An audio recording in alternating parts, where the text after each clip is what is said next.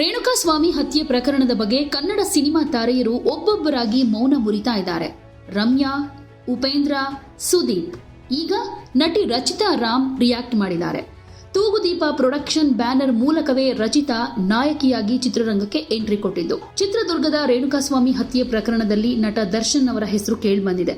8 ದಿನಗಳಿಂದ ನಟ ದರ್ಶನ್ ಸೇರಿದ ಹಾಗೆ 13 ಮಂದಿ ಆರೋಪಿಗಳನ್ನ ಕಸ್ಟಡಿಗೆ ಪಡೆದುಕೊಂಡು ಪೊಲೀಸರು ಇನ್ವೆಸ್ಟಿಗೇಷನ್ ಮಾಡ್ತಿದ್ದಾರೆ. ಆದರೆ ದರ್ಶನ್ ಆಪ್ತರು ಇದ್ರ ಬಗ್ಗೆ ಮಾತನಾಡೋ ಗೋಜಿಗೆ ಹೋಗ್ತಾ ಇಲ್ಲ. ಈಗ ರಚಿತಾ ರಾಮ್ ತಮ್ಮ ಇನ್ಸ್ಟಾಗ್ರಾಮ್ ಪೋಸ್ಟ್ ಮೂಲಕ ಪ್ರತಿಕ್ರಿಯೆ ಕೊಟ್ಟಿದ್ದಾರೆ. ನಮಸ್ಕಾರ, ಈ ನೋಟ್ನ ನಾನು ನಟಿಯಾಗಿ ಅಲ್ಲ, ಸಾಮಾನ್ಯ ಪ್ರಜೆಯಾಗಿ ಬರಿತಾ ಇದ್ದೀನಿ. ಇತ್ತೀಚೆಗೆ ನಡೆದ ಪ್ರಕರಣದ ಬಗ್ಗೆ ನನ್ನ ಮಾತು. ಮೊದಲನೇದಾಗಿ ರೇಣುಕಾಸ್ವಾಮಿ ಅವರ ಆತ್ಮಕ್ಕೆ ಶಾಂತಿ ಸಿಗ್ಲಿ, ಅವರ ಕುಟುಂಬಕ್ಕೆ ಭಗವಂತ ದುಃಖ ಭರಿಸೋ ಶಕ್ತಿ ನೀಡಲಿ ಅನ್ನೋ ಪ್ರಾರ್ಥನೆ ಮಾಡ್ತೀನಿ. ಈ ಹತ್ಯೆಗೆ ಕಾನೂನಾತ್ಮಕವಾಗಿ ನ್ಯಾಯ ಸಿಗುತ್ತೆ ಅನ್ನೋ ಭರವಸೆ ನನಗಿದೆ. ನನ್ನನ್ನ ಚಿತ್ರರಂಗಕ್ಕೆ ಪರಿಚಯಿಸಿದ ನಟ ದರ್ಶನ್ ಸರ್ ನನಗೆ ಗುರು ಸಮಾನರು.